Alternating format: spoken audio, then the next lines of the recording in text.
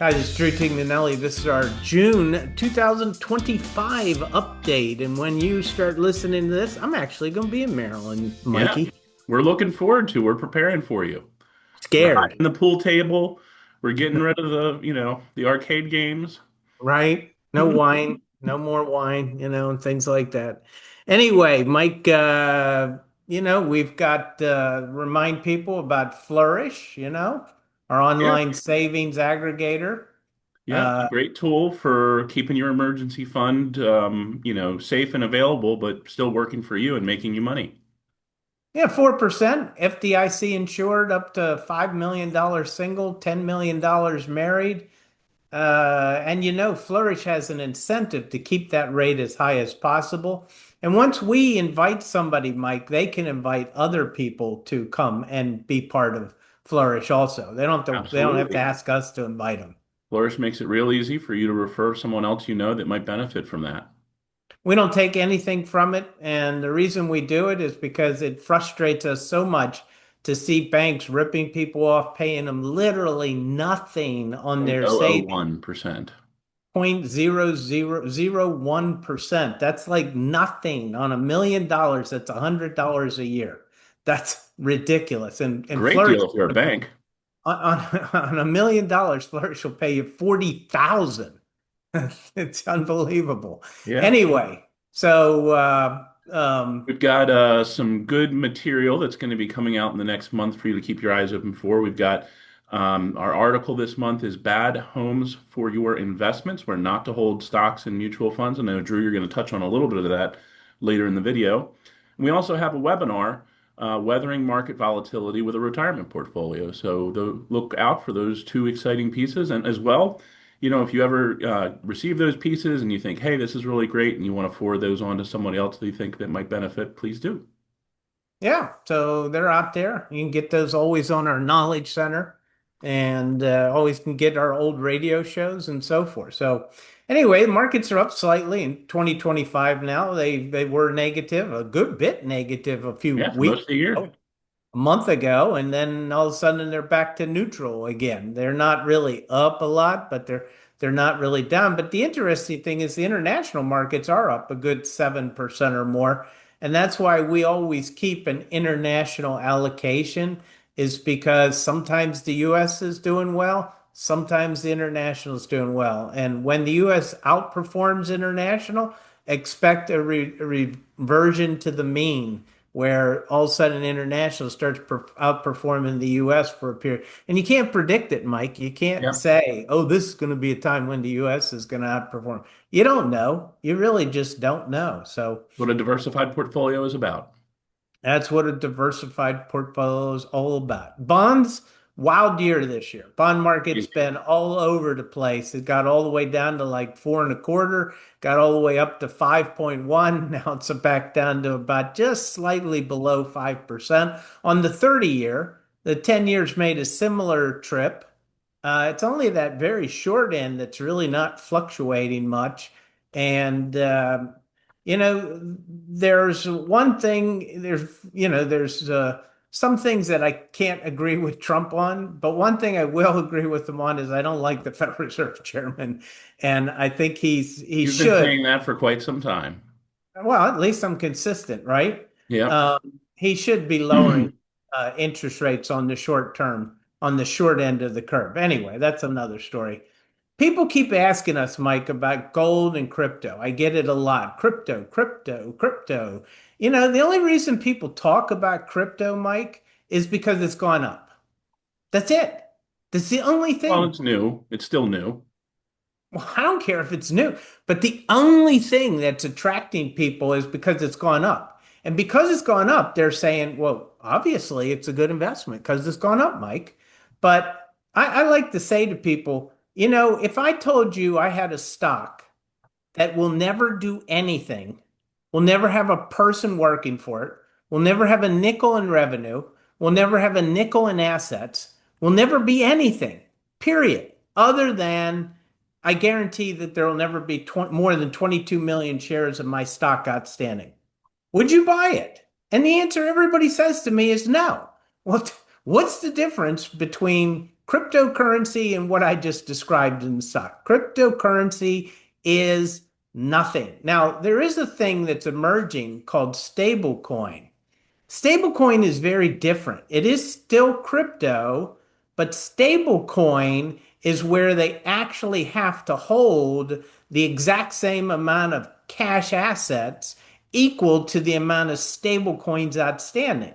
So basically, there is a one-to-one correlation between if I have one stable coin, they have $1 of cash in the reserve for or my whatever it might be.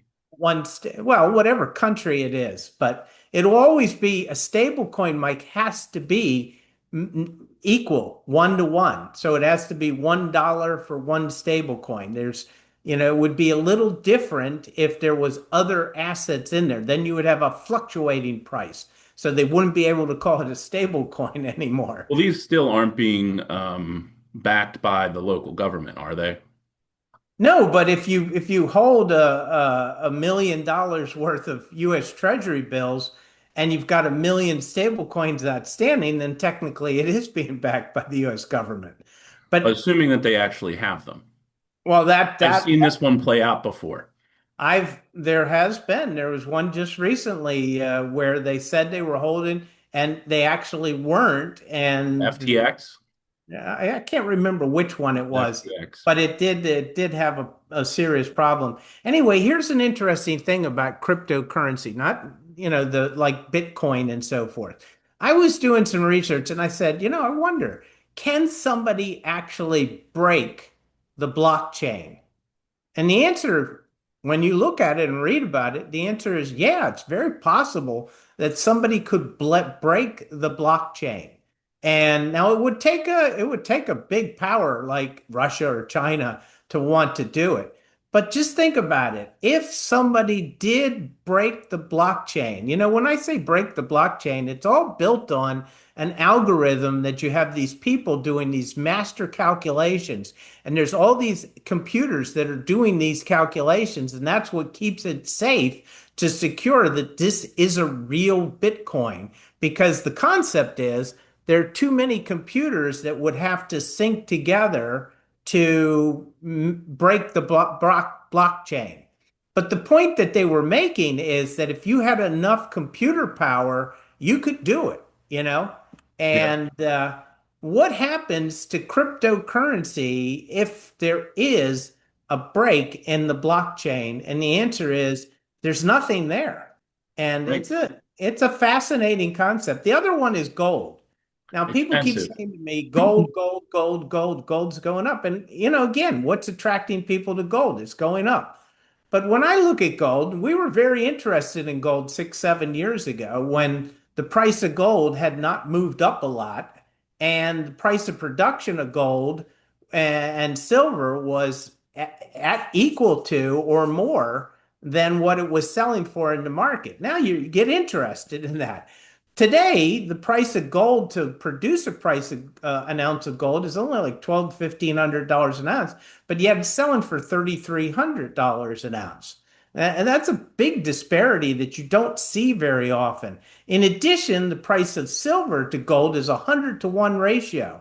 Normally, it's 50, 60, 70 to 1 ratio. Something's going on that you got to be really careful with these things like crypto and gold. Just because they go up does not make them a worthy investment. And then we as investors for our clients have to consider what value are we getting for the price that we're paying. And with crypto, I get nothing. All I get is hoping somebody else buys it from me someday in the future for more than I paid for it. Absolutely. Anyway, And we touch on the fact that gold generally has a lot of much higher fees than any other type of investment.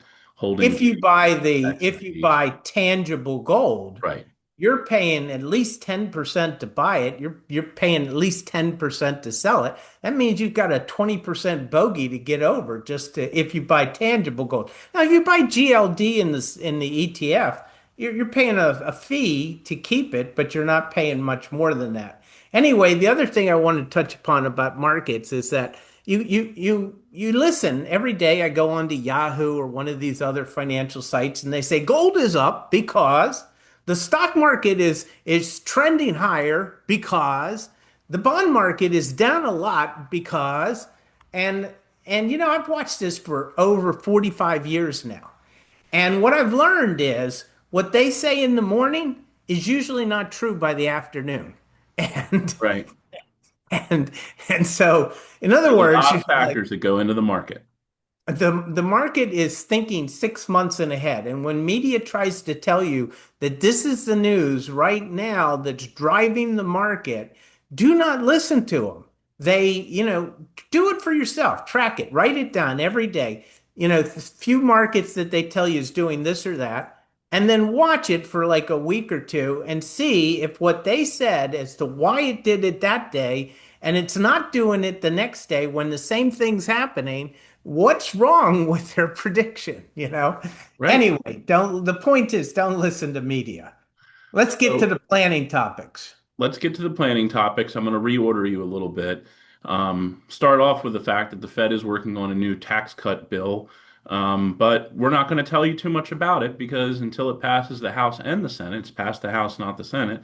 It's not law and it's not worth confusing you over. However, there is something that we kind of pulled out of, the direction that tax bill, and you have a recommendation for what to buy if you're going to buy it in 2025, right, Drew? Yeah, so there's a very high probability that all the tax credits for energy improvements in your house are going to be stripped out. All And the so federal ones. all the federal ones, yeah, whatever your state does, that's what your state does. And a lot of states don't have a lot of credits for doing things. But I'm talking the federal ones. Like if I put in I put in an HVAC system last year because I had a feeling that this was going to happen. And I got $1,200 credit to put that in. Windows, doors, HVAC systems, new energy efficient hot water heaters, insulation, solar energy, or something like that. Or if you're going to buy an electric vehicle, buy it in 2025 because 2026 and on, you're unlikely to get any of those credits. So this is the year to do your energy things if you really want to. And personally, I don't think government should be giving any of these incentives to any industry. You and I would love it if they gave you a tax credit to go hire a fee-only Right. independent Sounds like a good comprehensive one. I'm all of a financial sudden I'm plan. on board with these now.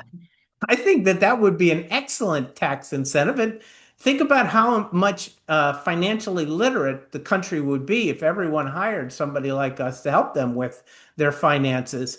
So the government ought to give them all a tax credit. But It I disrupts the free market. That's the argument you're heading towards.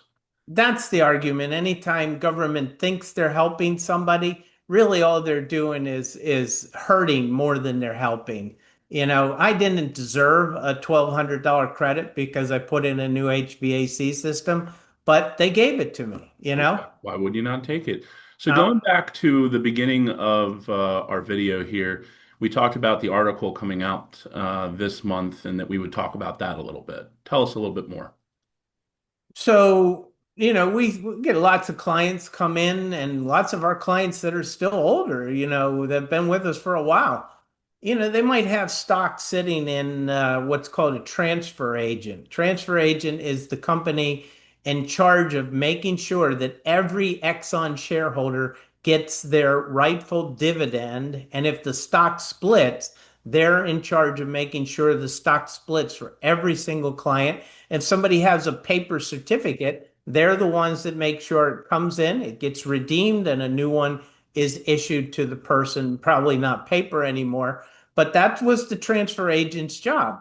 You could hold securities with a transfer agent. The most likely stocks that are held with a transfer agent are AT&T, Verizon, General Electric. Comcast. What's that? I see General Electric a lot.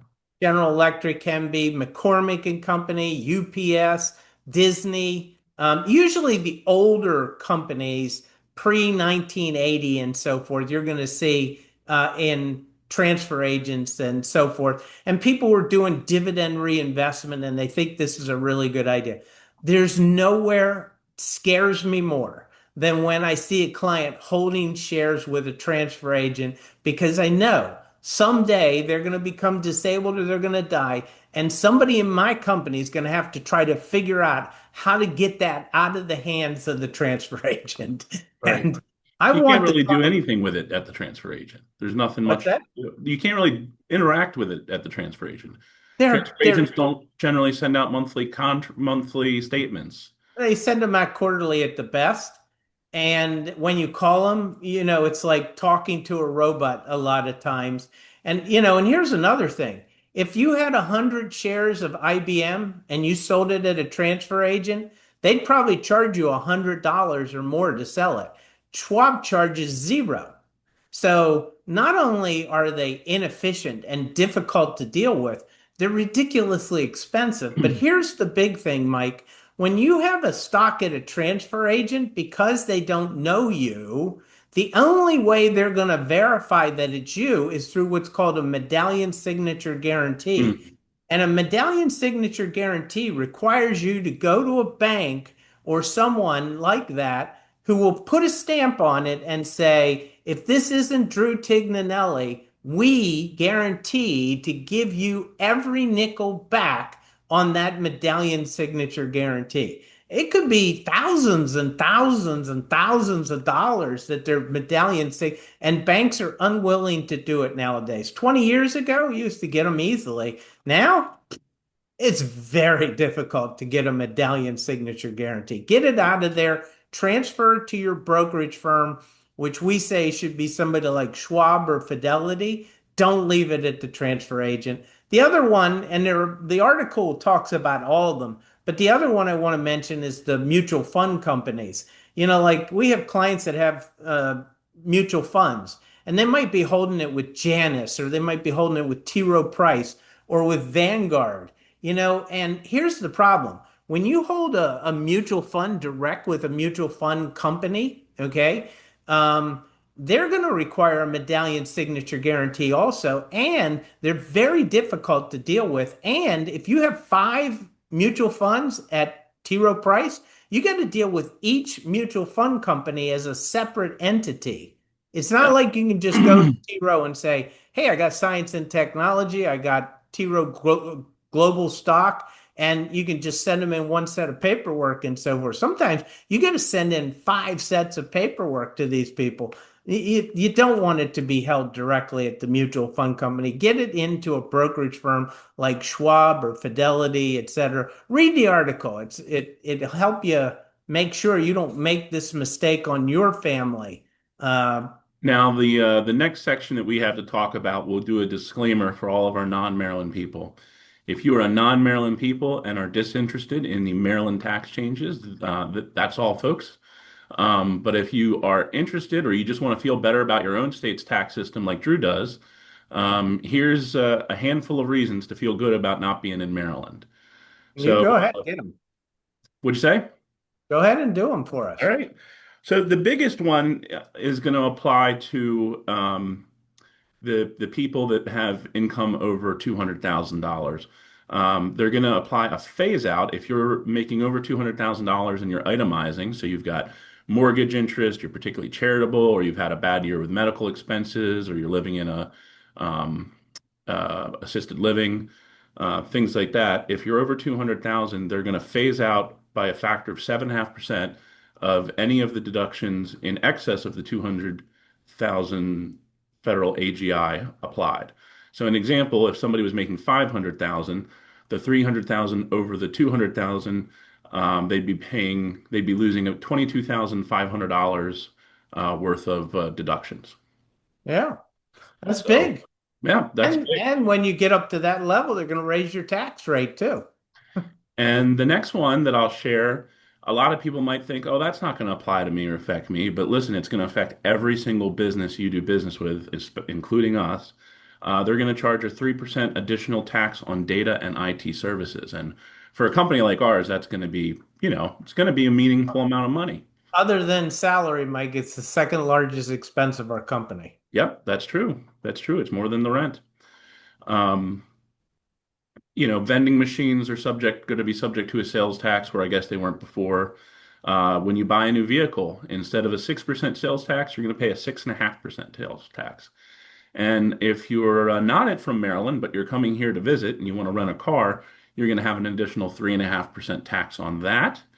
And there's going to be some other ones. They hit sports betting going from 15 to 20%. And there's some stuff with the cannabis and some of the other fringier things. But yeah, it's not friendly to be in Maryland when it comes to taxes.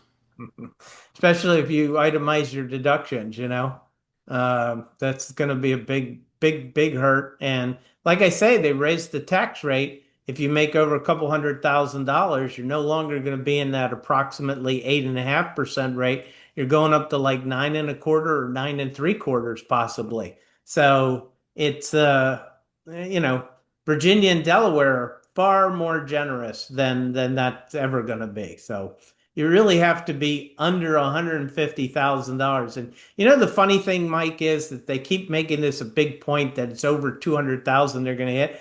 I bet you anything that those numbers come down to 100 or 85,000 in the next year or two, you know. Well, things like the taxes on business, those always end up trickling down to more expensive products, you know. Yeah.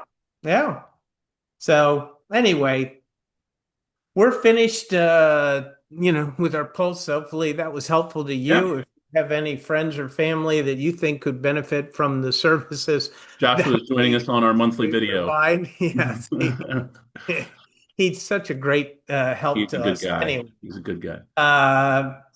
feel free to give us a call and let us know, and we'll get a book out to them, financial physical, or we'll do a financial physical for them at no cost. So you let us know if you have a referral for us. And I think we're finished, right? I think we are. Mr. Tignanelli saying God bless.